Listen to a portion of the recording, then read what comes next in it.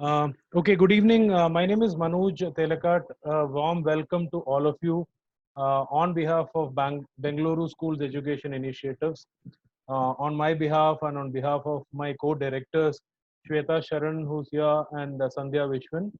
Um, many of uh, Many of you know us. We run this community called Bangalore Schools in Facebook, which is the largest community on education and parenting probably in India at this point of time. We have a group of around 46,000 plus parent and educators there in that group. We also run this organization called the BSEI, and this seminar is organized under the auspices of BSEI. Um, One of the key things that we felt over the last 2 months as we observed the lockdown and how things are moving on is the fact that this is going to be a long haul, and many organizations, many schools are thinking about uh, moving the education into an online space. Some of you have already done it, some of them are in the process of doing it. As we speak, many schools are announcing that the classes are moving online.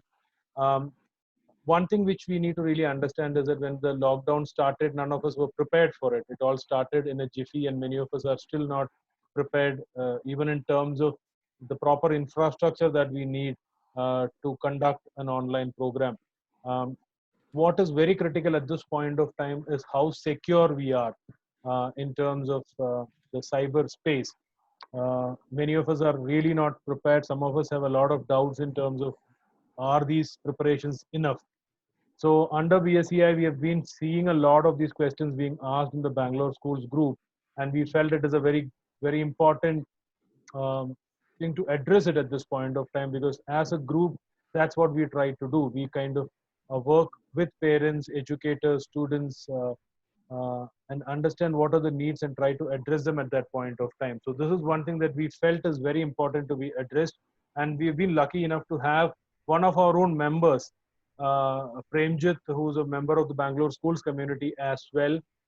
He's also been one of our support elements in the Bangalore Schools expo that we have conducted. He's been there throughout with us in terms of a lot of things that we did there. So welcome Premjit to this seminar. Premjit is a director of Elian Labs, which is a cybersecurity specialized company. They advise a lot of corporates, advise a lot of they advise a lot of corporates, they advise a lot of organizations in terms of ensuring that they are cyber safe. And he has a pretty strong team of people with him. So one thing that they've taken up at this point of time to help parents and schools to be cyber safe. Because one thing we really need to understand is that we are dealing with children, and they being safe on the cyberspace is extremely important, as the same way we gave them physical security when they're in our school. So this is one area that we cannot undermine, and as a community, it is our collective responsibility to ensure that that happens. So on behalf of Shweta and Sandhya, let me welcome Premjit to this seminar, and I welcome all the parents, schools, educators, tutors who are here. Uh, this has to be a very interactive session. So the way it is planned is that we will have around 40-45 minutes of a session with Premjit, and we will have around 15-20 minutes of interactions, question answer sessions. In case we are not able to answer all the questions within that time, we promise you that we will take those questions back and ensure that those answers are given. Pranjit also wishes to work with any of the schools which will need his help in ensuring that their cyberspace is secure from any kind of threats. So without any further delay, let me hand over to Premjit to take this session forward. Thank you so much. Thank you very much, Manoj. Pleasure to have me here. Very interesting team out here, and I believe it's a very imperative point which you actually brought in. The moment you say that you have about 43,000 plus members, includes the parents and the school community as such, it's pretty important for all of us to understand the security aspects, because that is something which we all conveniently just keep it away, saying that probably that's the last thing which actually comes in when it comes to the overall educational aspects as well, especially when it comes to the digital emergence in these days. As you see, there are a lot of cyber eventualities associated with it. So I quite appreciate the BSEI for bringing this particular topic, and which is inevitable, and at least create some awareness among the school community, the entire fraternity in the education space, as well as the parents. Thank you very much. So I quickly get into the thing. Broadly, what I've done is I quite divided the entire the flow onto 4 aspects. One is actually starting with the as you see there on the screen. So I'll not take much time. I'll quickly dive into those. I appreciate all of your time. Just give me why. Thank you. So quickly, just to give you a perspective about what we actually do in terms of an organization. We basically pretty young organization, as we also see the young the students out there. So we thought it's important to work with all of them, and that's, I think, one particular group as such, which is actually kind of we have not even given much of importance when it comes to the security space. All of us run behind the corporates. All of us run behind the government authorities. These are the very, very fundamental aspects which we actually forgo, which we thought we bring in. So we as an organization pretty got into this for quite some time. We actually emerged as a team and it brought in capabilities when it comes to all the security aspects. The professionals which work with us are very qualified and from the security space. Those are we also work very closely with the government agencies. Few of the interventions which are done with the cyber security cells out here in the country.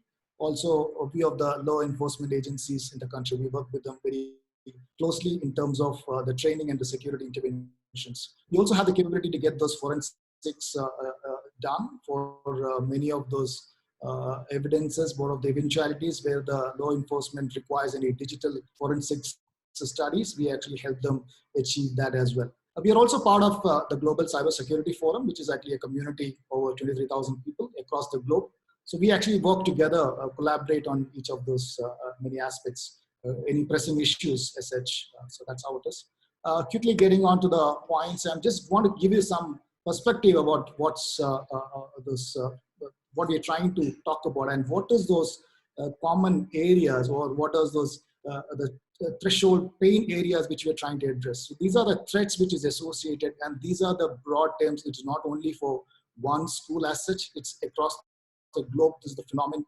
We talk about, we actually, compared to the last year, we talk about, we are seeing about 143% increase in cyber attacks, right, against whatever the figure which you see now. We also see many of the countries where I think, including UK as a country, but just to take an example, we are seeing 83% of them actually experience at least one type of cyber attacks. So it means out of the amount of schools which you have, 83% of the schools have been attacked at least once. There are multiple attacks happened. So then you also talk about types of attacks. You know, there are multiple ways the cyber attacks can actually happen, right? I know it's all pretty new terminology which you're talking about, but I'll try and put things in a perspective where all of us can understand. So there are different types of attacks which happens in the cyber world, and we try and address what are those critical aspects which you need to take care when it comes to, you can prevent yourself from any form of cyber eventualities. That's what you're talking about. This is the statistics across us. As we speak, I'm sure there are eventualities happening because now, since we are not in the school, in our premises, we really don't know what's happening now, right? As we speak, must be eventualities happening. Yeah. And many of the eventualities which happen, we don't even know whether it has happened or not. We may come to know about some cyber incidents after so long time.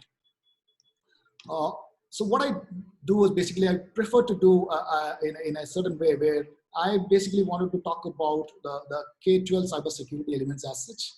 It's kindergarten to 12 standard. That's the one we talked about. And what we're trying to achieve here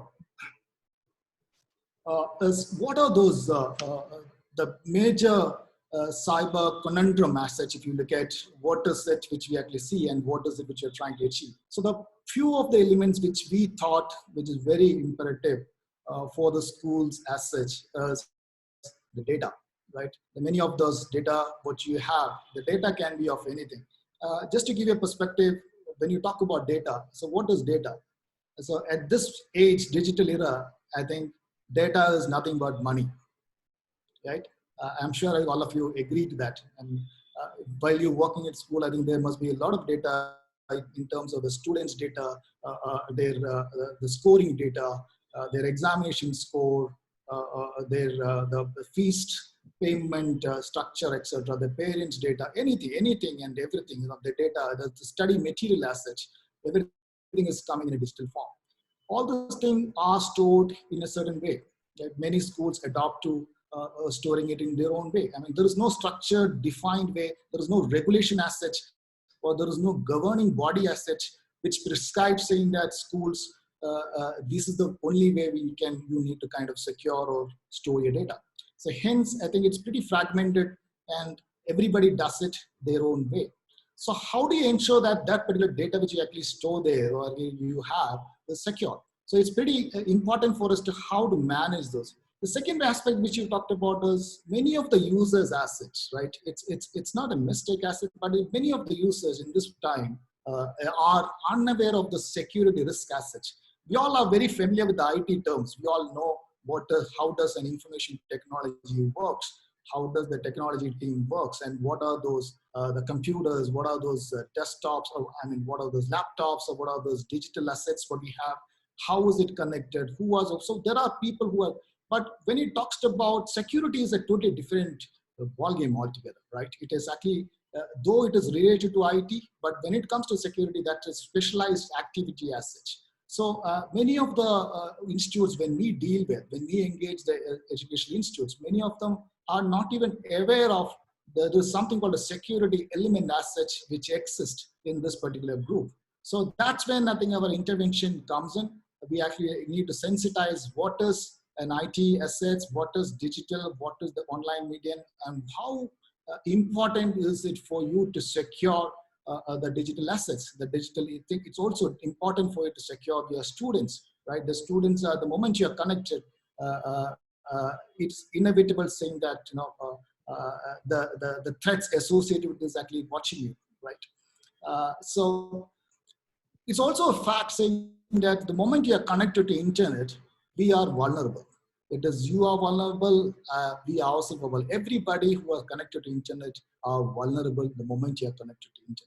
So it's important for us, can we afford to not to look at the internet? The answer could be a no, right? Can we go back to those old days where we actually use the feature phone, the normal button phones? Can we use that? No, it is very difficult for us to go back to those era, right? And it's very difficult for us to come back and say that, no, I will not let my child to, to get adopted to the internet world, or rather not share their laptop as such, because the study material, everything is going to be in a digital way in the coming days. So it's actually, it's not possible, or actually it's not viable for us to say no to internet at all. So we'll have to live with it. So how well we live with it is up to us. So that's what we're talking about. We talked about the knowledge, what we have is something which we need to share. How well we can do is something which we need to talk about. We need to identify those areas, the gaps where actually we need to go engage with the school authorities, the parents, and understand, and how can we extend those help to these people to come and address those open areas. Many of those places we also see there is no cyber security strategy at all. It's not, again, it's not a mistake at all. I think how well, if you are aware, then only you understand the nuances associated with it. So I think that's exactly what you're trying to do here.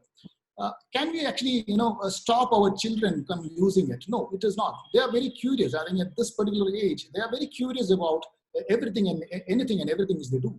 So again, the same thing happens when you actually engage, when you expose them to the internet. It's the same thing which is going to happen. Can you stop them not being curious about activities? No.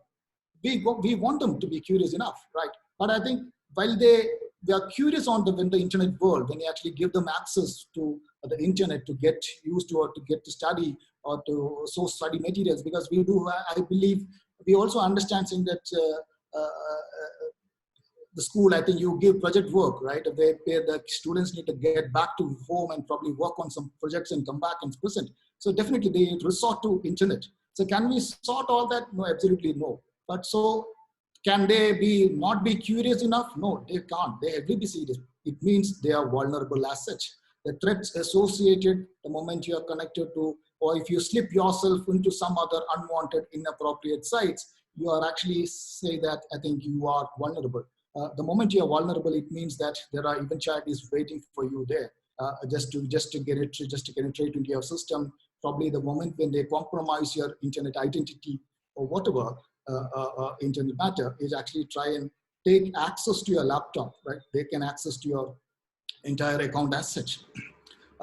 Many things which you also see in schools as such, they are not even prepared. I think when it comes to the budgeting for the year, when I talk about all other aspects, the admin aspects, the admin expenditure, operational expenditure, IT investment, the capex expenditure as such, there are many limited budgets if you look at when you keep it for security as such. But if you look at, I think this would be a very, very prime importance you should be giving when it comes to the budgeting, because the moment you invest, because you'll have to kind of put a value to your the risk, right? If there is a risk associated with it, if there is a cyber threat happen, there is a cyber attack happen, and the kind of data, the kind of internet, the impact which you're going to have, if you put a value to that, you will understand what is the budgeting which you need to kind of appropriately allocate for such eventualities.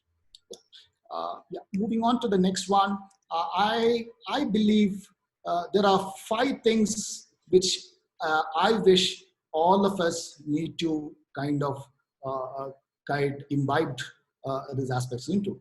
One is cyber aware, right? What is cyber aware? So we need to be aware with the cyber aspects as such. Once we are not aware of what are the cyber eventualities, once we are not aware of what are those cyber security aspects, we really do not know what is it which is waiting for us. I also talk about cyber hygiene. So what is it hygiene all about? We know how hygiene we are at our home or in the workplace or in the school as such. Are we also hygiene in terms of using the cyber aspect and in the IT assets in the digital area? Are we hygiene enough? So probably these are the questions we ought to ask ourselves. We also need to be, sensitize ourselves toward the cyber behavior. How do we behave in the cyber world, right? How do we maneuver around when it comes to when you have the browser in hand? How do you maneuver around? Are you actually, is it something which is pushing you towards inappropriate content as such? Or are you exposing more than what is required, where you are actually exposed to the hacker world? You also need to look at the cyber drill assets. What are the cyber drill? This is nothing but a simulation. It's kind of a real-time simulation which we actually try and see whether in a school or in any other in a real-time scenario where what can happen if at all there is a cyber, an eventuality happen. How will a real-time hacker comes and compromises the system? Right? Maybe there's a phishing email. I think we're all familiar about emails which you get, right? Many emails which we get. Some of them which we don't actually accept, we don't delete it. We know that this is actually not a good mail for me to open. So this sometimes which we access, sometimes we do not. So how do we know this? So all this we need to conduct a drill. Probably you need to do a simulation of an attack and see whether how many of us fall prey to all this. If you are an organization, if you are an institute where I think you say there's a cyber drill which is conducted and maybe less than 10% of them and fallen prey for this, it means you as an institute, your cyber security posture is very high. It's very low chances for you to get attacked by any cyber events. So this is how we actually do a cyber drill, and it's basically nothing but a simulation. It's basically a prototype which we actually conduct. We also talk about cyber resilience as such. So what are these? So this basically is there if in case any eventualities happen, how do you kind of bounce back? How do you are you resilient enough to kind of cyber events? I mean, how fast, how quickly can you get back? Like there's any unfortunate circumstances, there are something happen. How quickly can you get back to action? Do you have the systems and processes in place where you can actually get back to process, or do you wait? There's an event happened, there is an attack happened, some of your computers, some of your data is actually lost. So are we saying that we will shut our school for till the time we resume the operation, or till we actually revoke the data, or till we actually go and correct the IT systems? No. How quickly can get back? Let's say there is an event happen now, probably in a 1 hour time, there is another class which is scheduled. Are you quick enough to come back in action? Are you resilient enough? That's what we're talking about, right? So These are the parameters I think quite, I believe the schools need to really look at, and that quite gives you a lot of capabilities in terms of addressing those cyber events. I also want to touch upon a very important aspect when it comes to the cyber world as such. All of us are well aware for the fact saying that we all say, right, I think whatever the information, what you want is right there in the internet. There is no shortage of data, but or the shortage of information which we can actually gather from internet. The understanding for all of us is anything and everything is available in internet. But what is this anything and everything which is possible? The moment you get into internet, actually you Google or you Yahoo or any of the search engines, you actually try and search for some of the content, and you actually getting those content, and everything is possible. So you said it's too much of, there's abundance of data in place, right? But is it the right case? No, that's for me. If you ask me, that's not right. You are actually not getting all the information which you want. The information which you actually see when you key in any keyword in Google or so, you're actually getting only 4% of the information. As a user, we are actually exposed only to 4% of the total information which is available in the internet world. So where are those 96% of the information? What are those 96% of the information? The 90% of the information in terms of, let's take an educational, let's take the university exam scores or the hospitalization data or the banking transaction data. All this information are available in a place right? Deep web, we do not have access to those. Those access are very limited to the people who are associated with that, right? And there is something called a dangerous place called dark web.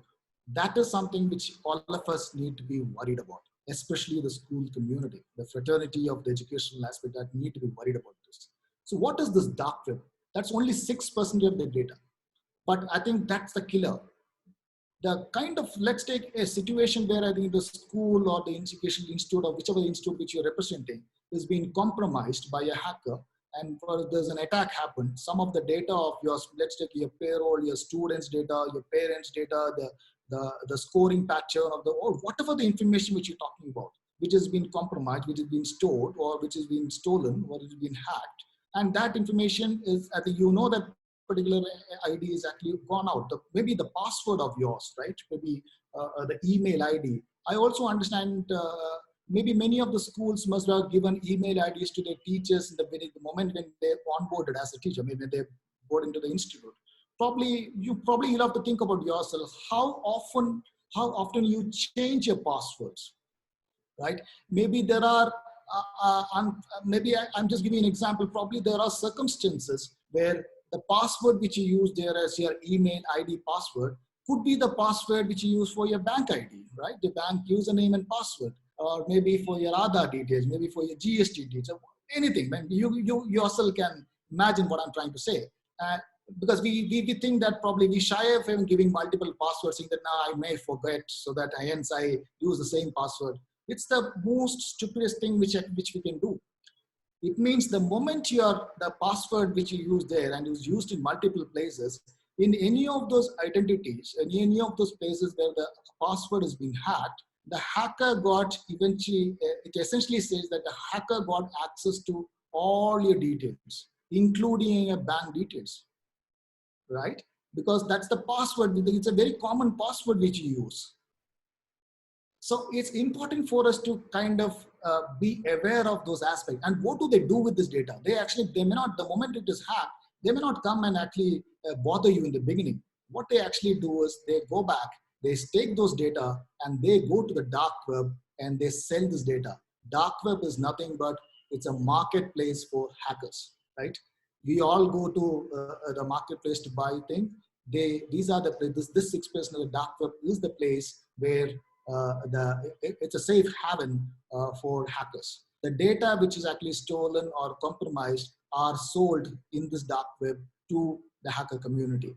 Maybe there are instances where we can say maybe your own Aadhaar identities or whichever is actually stolen from yours, it can be available there in dark web, or maybe for less than $1. So that's a fact of life, right? So it is important for us to be aware of these aspects and take appropriate measures by the school so that your data, you don't let any chances for any data compromises, any cyber attacks to happen. Right? These are the basic. This doesn't take much of time. These are very, very basic security layer which you need to take care so that all of you are in a safe space. I also want to talk about what are those key elements which you need to, when it comes to the security in school, what are those key areas which you need to kind of take care. So I broadly divided those into 4 aspects. One is on the policies and procedures. We talked about the infrastructure and technology and the education and training. We also talked about standards and inspection. So policies, when we talk about policies, what we actually mean to say is, I'm sure I think all of you are running, must be associated with some of the schools as an educator, as a board member, as a stakeholder, as a principal, as a teacher, as a parent. How are you, do we have as IT security policies in place in these educational institutes? Do we have a policy? Probably few questions you need to ask yourself. If you do not have a policy which is made, which is actually drafted, so what is the guideline which your staff will abide by? So you need to have those security policies in place, first of all, and that becomes the guideline for others to follow. So the same example which I had given you, the password which you actually must have got when you're doing the onboarding, maybe the same password, probably you will actually use it for 2-3 years. So it means you actually, the absence of cyber security policies is quite evident there. And that itself is enough for a cyber security compromise. So it talks about it talks about the infrastructure policies, it talks about the compliances which you need to take care. It also talks about the configuration audit, it talks about the entire IT, the ecosystem security policies is something which you talked about, which is very, very inevitable for every institution to have it. Because see, as we understand, there are rules and norms which is also coming up. I'm not sure all of you are aware about the GDPR as a term. GDPR is General Data Protection Regulation, which is actually a rule, which is regulation, which is there in the UK, which in the Europe, the entire Europe goes with it. Same way, India is also coming up with a similar law. It's called Personal Data Protection Bill. It is nothing but any institute or any organization deals with anybody else's data in terms of if it is students, then students' database, their parents' data, everything. And if it is compromised from your end, and if it is established that that data is being compromised, that particular institute is liable to pay a 5 crore rupee as a fine. No matter whether it is small, medium enterprises, large enterprises, or any large, small, you need to pay a fine of 5 crore rupee or 2% of your world turnover. This is the fine. This is going to get, the amendment is already there in place. You should see this happening by end of this year, on the beginning of next year. So it means that data security is going to be very, very important within the coming days. Which is absent now, right? which is going to come in. And the second time, if this such similar activities happens, it actually says that it's double the penalty, and also with the director's imprisonment. So this is where I think we are all leading to. I think it's important for us to be aware of the data security as such. So hence I really trust upon all the institutes and all the stakeholders to kind of look into this aspect. It's pretty important for all of you. I talked about infrastructure and technology. We talked about what is the infra, what you have, and what is the technology you use, how well you do the vulnerability assessment. So vulnerability assessment is nothing but, you have an infrastructure in your place, right? We all, maybe to give you an example, like we all go for a health checkup, right? We all go for maybe a 6 month, 1 year health checkup. And what does the diagnostic report say? The diagnostic report say, Premjit, the diagnostic report says that I think this is the low level, probably you have to improve this. This is you are at the borderline of diabetes, whatever it is, right? The entire information comes out. And we take that particular diagnosis report and we go to a doctor. Right? And the doctor gives you a suggestion saying that probably, yes, there is certain things you need to take care. So that is nothing but recommendation. That's exactly what you're talking about. When you have your infrastructure at your office, you also need to understand the security posture. You also need to diagnose your health, IT security health of the particular institute. The same thing which you did, that's called vulnerability assessment. We actually kind of assess the vulnerability associated with it and give you a score saying that a 1 or 1 to 10, saying that your security posture, identity, or I think the score is maybe a 5 or 6 or 7 or 8 or 9, 10, whatever. So that's basis which you can actually, we'll also give you a remediation recommendation so that you can take appropriate action for you to take those, to address those open areas which are vulnerable. Education and training, it's pretty, very important for you. Unless otherwise you are educated, as you are educating the children, it's important for the schools and school authorities also to get educated about the cyber security aspects. Once you're not educated, once you're not trained enough on those, the various elements or the various important cybersecurity aspects, it's difficult for you to take action, or I think to bring in guidelines, procedures to do this. Standards and imports, there are many standards which are available. There are many ISO standards. There are schools which actually comes with those. There are data security standards. So when it talks about an ISO 27001, etc. It's a very extreme one which talks about data security aspects. So how well are we complying the norms which prescribed by those governing bodies? Or do we even have a governing body? Or what are those prescribed guidelines which an educational institute need to comply with? So all this is something which you need to talk about, which you need to, probably you have to ask yourself so that you can take action and move this forward.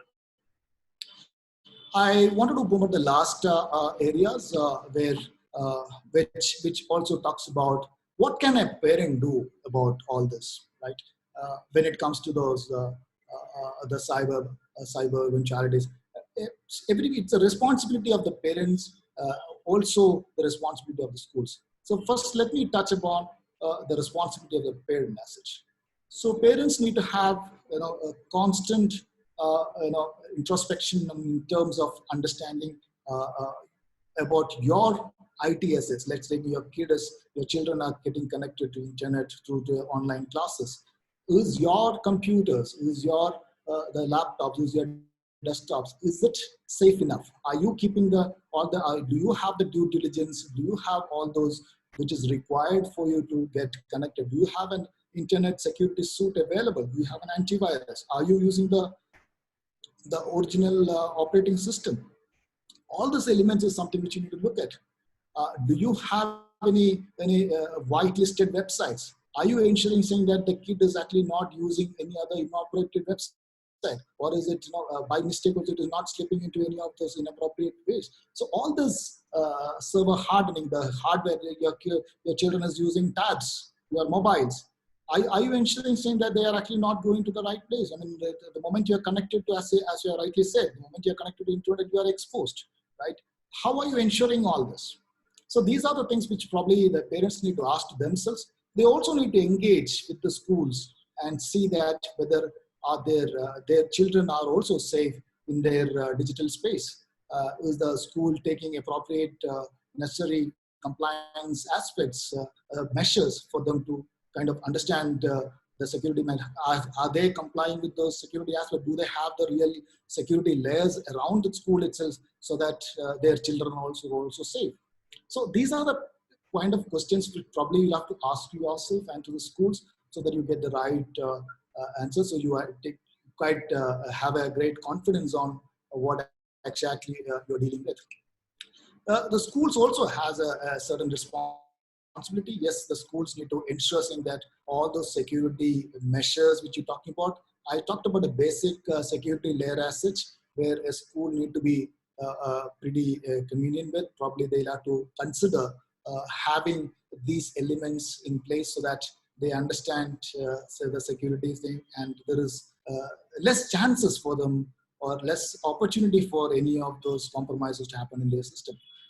I'm sure I think all of you must be having one of other IT engagements as such. Probably you will have your own IT personnel available. Probably you must be engaging with any other like IT vendor as such to engage in whichever form, right? You need to ensure saying that all the security aspects are taken care. It's also saying that you need not invest on everything and anything. You also need to invest wisely, but whatever thing which you want, the assets which you are investing, you will have to use it. Buy whatever thing which you want, but you also use whatever you buy. So it's very important for you to not to get into or not to invest too much on those capex assets. You'll have to understand, evaluate what is appropriate for you, invest only on that. There are many tools available, there are many hardwares available across all of us. Don't get into all that. Plus, please engage with your the IT people or the security people. Please understand, engage an expert, kind of get an evaluation done. What is appropriate for you, and accordingly you invest, because it's a very vast space. You may end up spending more also. It's important for you to understand what is required and invest wisely. Yeah. This is about that's again that's all I have to talk about. This again the team which we are into, and I'm very happy to answer Manoj. Maybe if at all, if any questions they have, I'm very happy to answer this. Yeah. Thanks, Prem. That's all our pre-COVID look.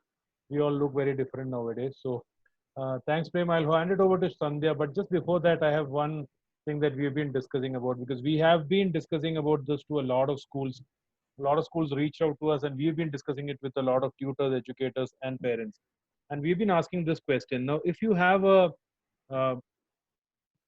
chest pain, and will you go to a dentist or will you go to a cardiologist? So many times when I ask parents or schools that, okay, have you planned a cyber security initiative at your school? And they've said that, yes, we have spoken to that parent of ours who's a IT specialist. He works in a XYZ company and he's an IT specialist, and we think we are okay. And I told them the same thing. Yeah, if you're doing that, then you're definitely having a chest pain and then you're going to a dentist. The dentist will understand that you are having a problem, a heart attack maybe, but he cannot cure you. But that's where we thought it's very important that we have an expert coming in, and not just an IT professional who's coming in. Everybody is a doctor who will understand if it is by reading an ECG that you have a problem. Will they be able to diagnose the problem and give you a solution is a question that we need to ask. So we have Premjit here, who is a cybersecurity expert, the cardiologist in this case, as we can call it. Over to Sandhya, who will take us through the question and answer. Prem, kindly stay back for that. I could add a point to Manoj. Please. Yes, please. So again, same to, as you said, a specialist one. So probably I also wanted to mention about what evolvement of another role as such in the industry. Earlier, we are all familiar with the CEO. We also know about the CTOs, the CIOs. We also know about the CFOs and the CHROs, right? That's what we are all aware of. The CTO is something which we know, saying that they're the one who's kind of responsible for the entire IT engagement as such. But the evolution of this new role as CISO is something emerged 2 years back. That's because that's called Chief Information Security Officer. So that's again reports to, in line with the CTO, reports to CEO. That's how the very larger corporates, if you look at, and that's how this is our involvement of new role as such which comes. That shows the importance of security element in the entire scheme of things. Yeah, thank you. Okay. Thanks, Premjit. We'll be going to the questions first, the relevant ones regarding school. SRS Rao from Shishugraha, he asks, is there a reference to the prescribed guidelines that a school or an educational institute should be following? As of now, the policy. Yeah. So as of now, there is no policy. Exactly, we discussed that, right? Many of those, there is no defined rules as such, regulations as such, or there is no governing body as such. When it comes, they must be having the education system. You have the government authorities, you have universities, prescription, etc. But when it comes to the IT security policies and the procedures, there is no governing bodies as such. There are a lot of references. There are reference organizations which give certifications. And those certifications, which we could have those certifications, which essentially says that you are secured in most of the way. So I did mention about ISO 27001, and I also mentioned about there are a lot of many other certifications as such available. That's all done by the foreign universities and the governing bodies. That actually says that the moment you can have those, it means that you are kind of secured enough. But to answer to your question, there's no such prescribed guidelines available for schools in terms of. Okay, is there somebody who does probably look into what do schools need or require to have set in place, at least like in a policy? What are the policies that they would require? Not a certification per se, but is there any, not a body, but maybe a company? Would you be able to There are, give?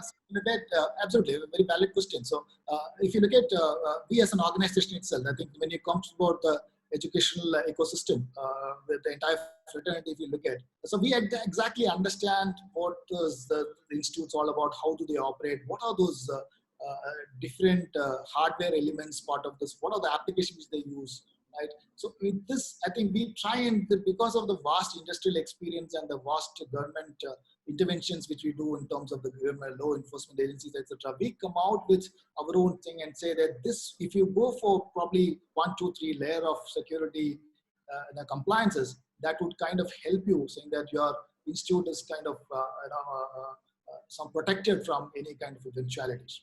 Okay, I think this also answers Sandhya, one small thing. little Prem, Ellie's if you can, question on how to put the policies. Yeah. Prem, if Sure. you can just Go move ahead. the slide to the next one, they will have the contact details also there. That will be benefiting for everybody. Yeah. Thanks. Yeah, okay. So I think this answers the question of first step, little Ellie, on how do we put the policies in place. If that's not been answered, please put in a message as well.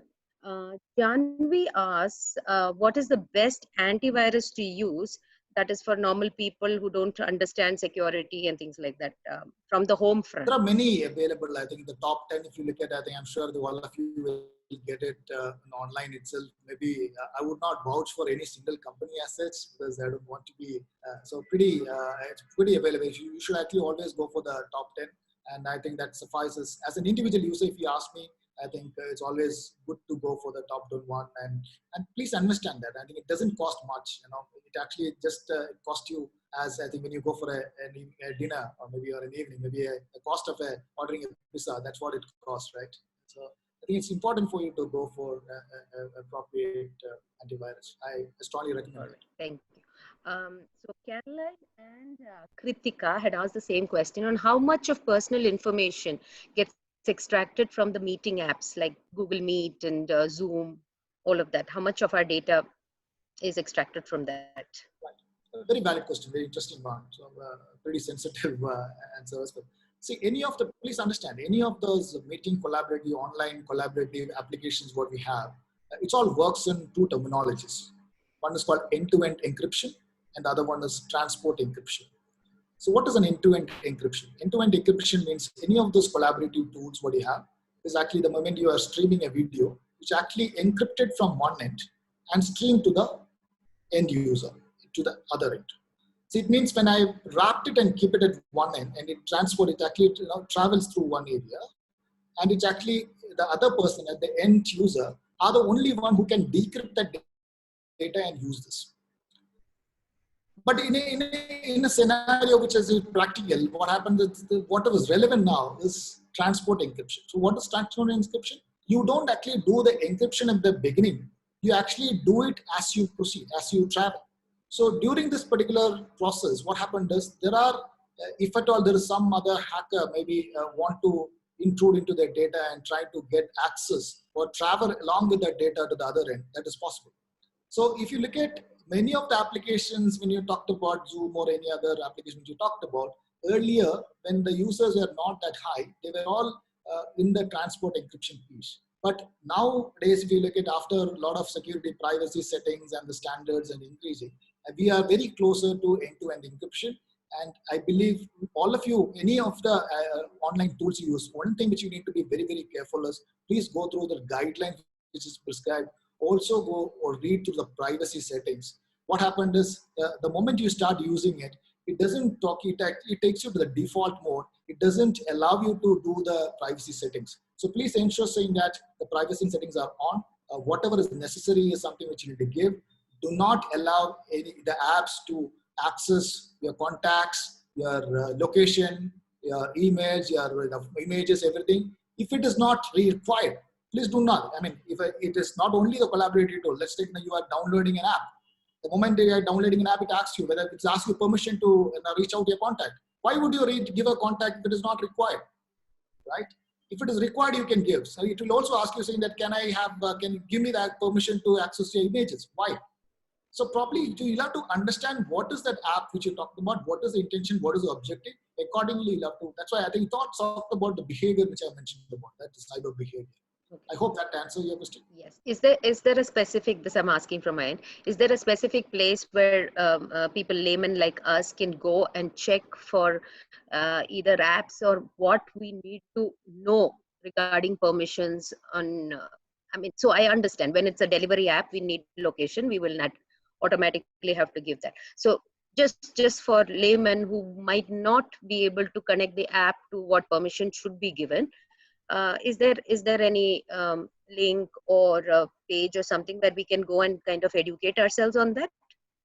So one is the legitimate source which you talk about, right? Whenever you download an app, I think you'll have to get it from a legitimate source. Maybe to give you an perspective, let's say you want to upgrade your Windows version, right? So the moment you get into the moment your Google say that, okay, I want to upgrade my Google version, right?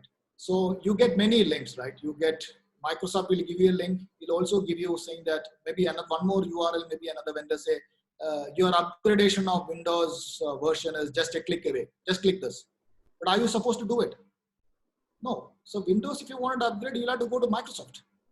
You cannot go to xyz.com plus saying that because of the convenience, what happened is because of the convenience, we tend to click there because it says there's no the complication in terms of the procedures as such, right? The Microsoft may ask you saying that the key in this data, key in that data, give me the serial number, and the other URL may not ask you for anything, and they say it's just a click away. So hence we click away and we are gone. Yeah, so, but people will not know, who are not tech savvy enough, might not even relate the companies, and even the URLs sometimes have the name of the company. But what do we need to look out for? What do people like us, schools, parents? Then the other thing which I would always strongly recommend, zero trust as a policy. Also, when it comes to the URL, as you mentioned, whenever you click on any of the websites, please ensure saying that it is SSL certified.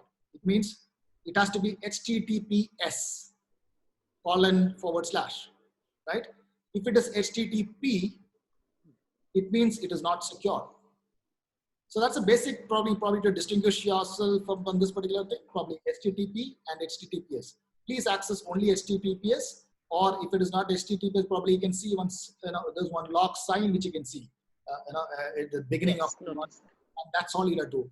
Do not access anything, any content from websites which is not secure, which we can very well see that in the URL itself, saying that it is not secure, not secure. Please do not access any content from there. Okay, so Richa asks, is the paid version of Zoom safer than the free version? Yeah, I mean, I think I don't need to answer, but I mean, all of us, it's quite understood, saying that, see, please understand, any of those free version what you get will come with definitely flaws, right? But will that be a great threat? You really do not know. It also depends on what is the kind of contents and the content which you're trying to access, what is the content you're trying to push, and what is it which you're trying to access. Same time, maybe using your app, probably you're not using your, the bank details at the back end. Probably there are certain things which you need to take care.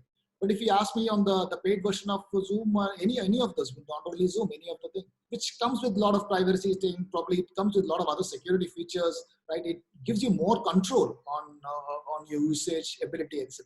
So it's, I mean, the question is, I think probably, I hope you understand what you're talking about. Well, if it's a professional usage, like in an educational institute or something, a paid version is always better and more secure. But just meeting up with family and things, a free version is absolutely fine, is what you're... Yeah, absolutely. If you have a very important meeting which you wanted to conduct, I'm not sure that you actually use a free version. So we all have personal email IDs, which gives by Gmail or a Yahoo or a Microsoft, anybody. It's a free version. But will you transact through that email on your official content? Officially, you work with a school, right? You work with the school, and the school has given you an email ID. So will you prefer to choose, will you prefer to send the data of school through your personal ID or through your official ID? I think that quite answers what I'm trying to say. Right. Okay. So Sunu asks, what are the questions we should be asking to a school to ensure that the system that they have has the right kind of connections or processes in place? As from a parent's point of view, what should they be checking with the school? See, some of the schools already have security, connections and systems in place. But how does a parent ensure that? What questions should they ask to ensure that everything is the right system? Is everything in place? They can always say it's a system, yes, but how do they ensure that, the parent? Very valid question. So it's pretty, as I mentioned, it's important for you to understand the security posture of any of the institute or any of the educational institute which you're trying to engage with. You have to understand the security posture. You also need to get the vulnerability assessment report. So the moment you have, you conduct a vulnerability assessment, that actually shows, and it's something which conducts very often these days, probably a 3 months vulnerability assessment, 6 months. So what happened is any of those threats in any of the soft areas which is there, which could be a potential threat, something which comes out. So that with that particular report, as I said, I'm sure I think you remember the diagnostic thing which much I mentioned, right? You go for the health check and get your reports done. So let's take, somebody is asking Sandhya saying that how healthy are you, Sandhya? So probably I think what the Sandhya can refer is, yeah, though I am healthy, but probably Sandhya will also come back and say, see, look at the report which I have 6 months back, right? And this is what the diagnostic report says. And accordingly, basis which I went to a doctor and doctor prescribed me XYZ, and I'm doing that, hence I'm healthy. Yeah. So same. So will that the earlier slide, one of those earlier slides which had around 5 hygiene and all of that, will that be important for a parent to ask? Will that be sufficient to kind of give them a maybe items? that they're putting in perspective. Maybe that is not the terminology which we use. That's put in perspective so that all of us understand what you're trying to say. What you'll have to kind of understand is the vulnerability and penetration testing report, right? Vulnerability assessment and penetration testing, the VAPT, so we call it as. Okay. That's nothing but the health check which you do. And once you conduct that, every school need to conduct that particular exercise. That quite comes out with your security posture. Okay. Could you just repeat that? What is the school supposed to get? Vulnerability assessment. Vulnerability assessment. Penetration testing. Sandhya, put it on the chat box for everybody. Yes, yes. So my questions would go. Could you just do that, please, Manoj? Vulnerability assessment, penetration testing. Yes, please. That quite gives you all the understanding, all the vulnerabilities associated, and that quite gives you a security posture as such. So that is one, the diagnostic report, and against that particular report, you can actually really work on with the institute, with the the stakeholders, so that you address those aspects. All right. Okay.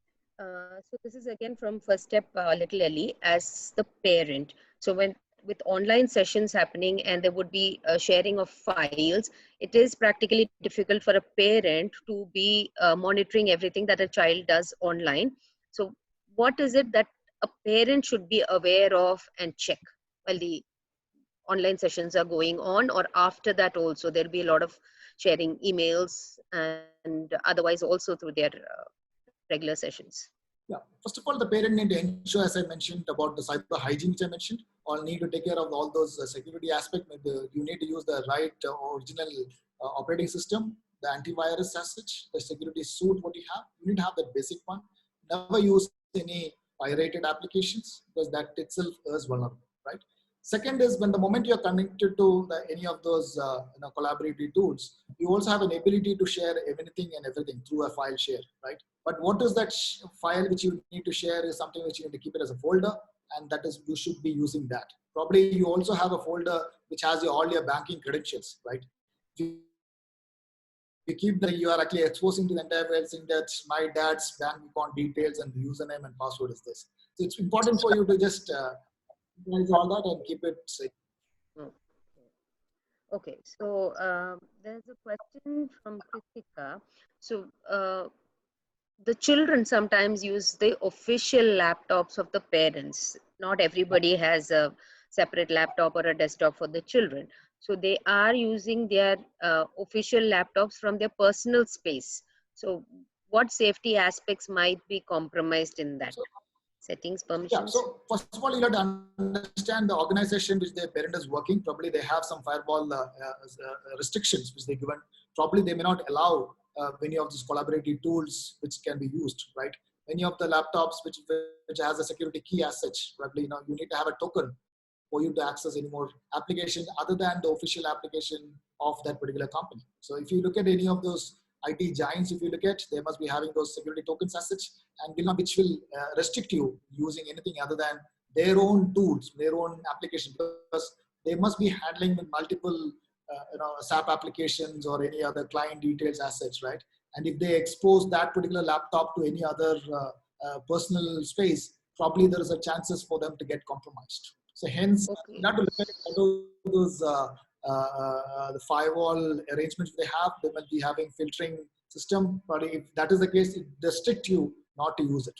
Probably you don't have another option other than moving on to something else. Okay, so you mean another device has to be bought, either a phone or Or a tablet or something for for the child, rather than using official devices for schoolwork, absolutely, right? Is that absolutely, because if the parent's laptop enforced with some other policy restrictions, then actually it doesn't qualify you to use anything other than the application which is prescribed by the parents' principal organization. okay? I've received a query privately. So the kids are now getting into different platforms like TikTok, which are very vulnerable for phishing. And you mentioned about phishing. Now, how can we address something like that and keep the children and ourselves safe? I think that question itself is very personal. Probably the restriction is actually not at our hand. Definitely, it's at Okay. parents' hand. But yeah, if you ask me, those applications are. I would, if you ask me in one word, I would say it is not safe. But yeah, I mean, what is the kind of restriction which you can keep is something which you have a control. But I think everything has a limit. Probably if you have very limited, because you really don't know what is the video recording which you actually really want to say, or you may not see that the kind of inappropriate content which you actually want to push, or you may not, without your understanding or without you noticing, there is some other very other inappropriate content which is actually going. So all this thing you have to take care, probably, because this is like this, you have a tool. It's like, you're handling with the fire, right? So the fire can be used for you to cook the food. The fire can also be used to destroy a house. Like, you can fire the house as well, right? So it depends. You're playing with the fire. So it's the way you handle it. Okay, so Richa asks, after the data protection bill in place, if the data is lost, the organization will pay 5 crore. But what happens to the data that is lost? Is it safe? Can it be retrieved? How, where does the data go? See, once the data is compromised, when we say that any of the data which you already have access to, if it is lost, it means it is lost. There are cybersecurity expert, probably they can come in place, but the chances for you to revoke the data, let's say, I'll give you an example of a few of the engagements which you recently do. Maybe I'm not sure whether it's relevant to use, but if any of the engagements we do, probably there are larger organizations, maybe IT larger organization itself, their own data is getting compromised. Maybe their own production servers are getting compromised, and you have a ransomware attack, many types of attack which I mentioned. Some of the attack is actually they come and attack and decrypt your entire password and the data. It means the data is sitting in front of you, but you won't be able to use it, right? The hacker comes and say, if you wanted to use the data, you will have to give me a bounty, right? And that's called ransomware. You'll have to pay in ransom, right? They'll ask you saying that I wanted maybe a 15 lakh rupee, 20 lakh rupee for you to retrieve the data. And that too, not to buy any banking transaction. They will ask you to pay through Bitcoin, right? The moment you pay through Bitcoin, it means that somebody else is sitting behind the proxy.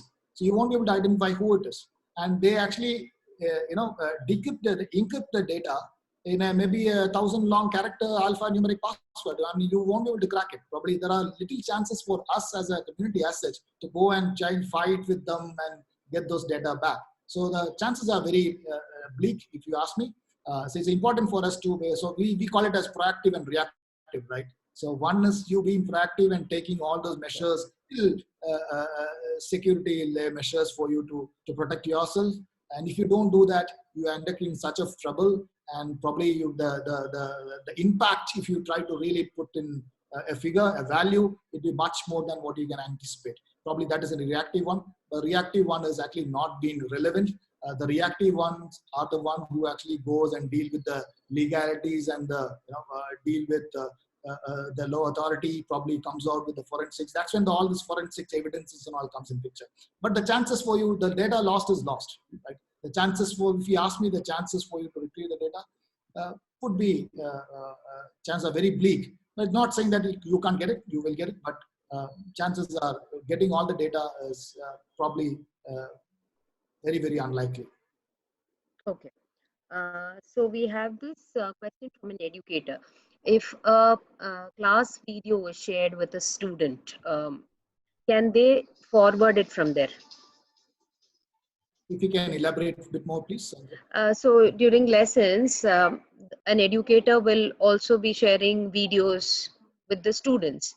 Is it possible for them to share that video with other people?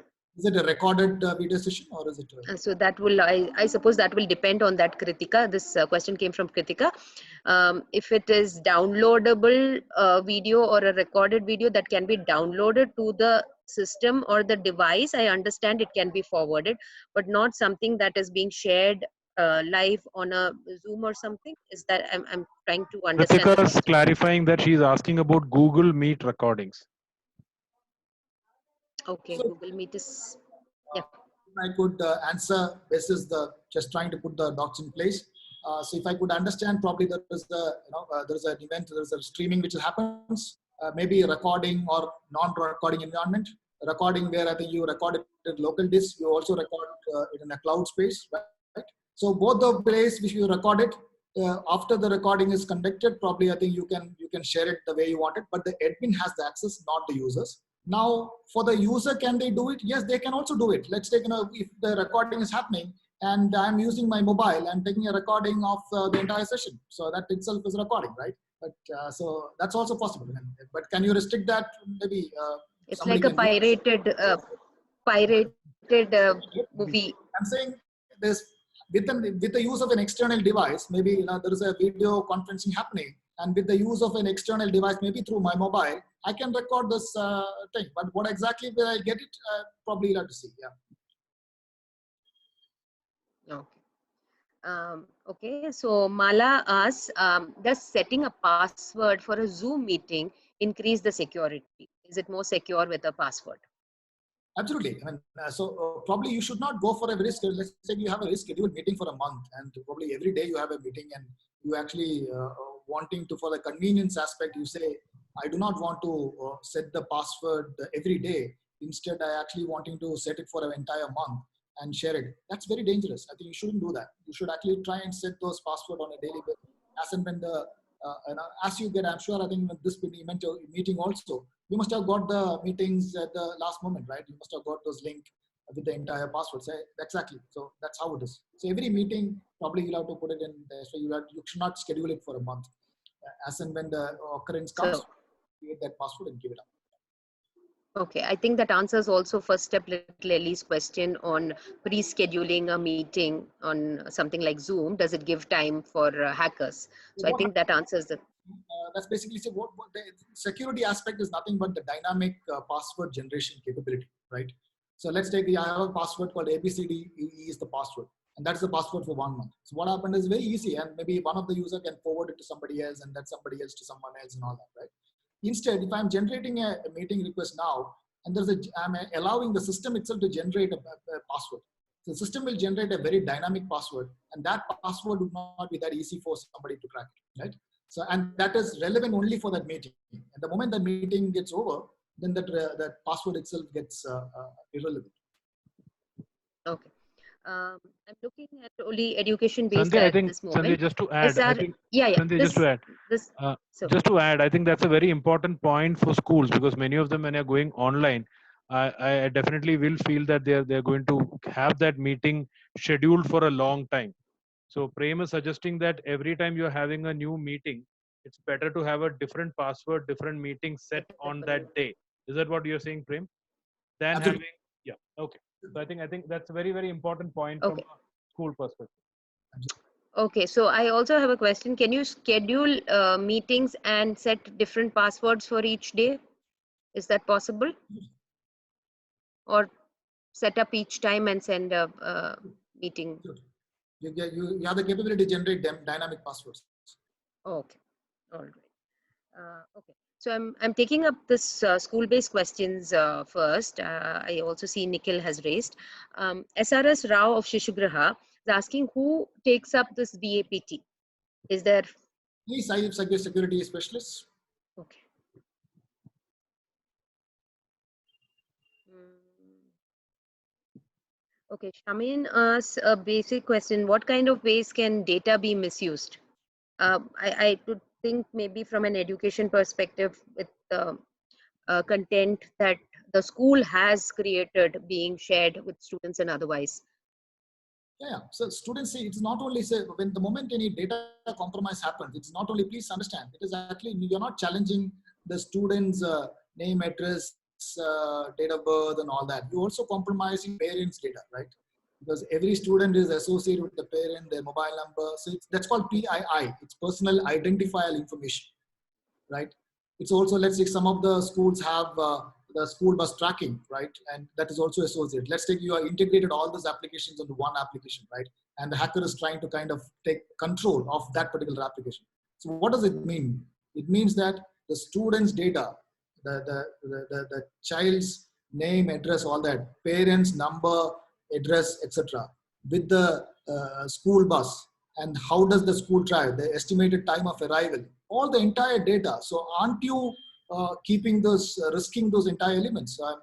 The potential of risk associated with this multifold, right? I'm sure I think you need not comment on that, but and those are the elements which you need to take care. So once you have that kind of an environment, it's very important for you to have the security aspects in place rather than regretting at the later stage.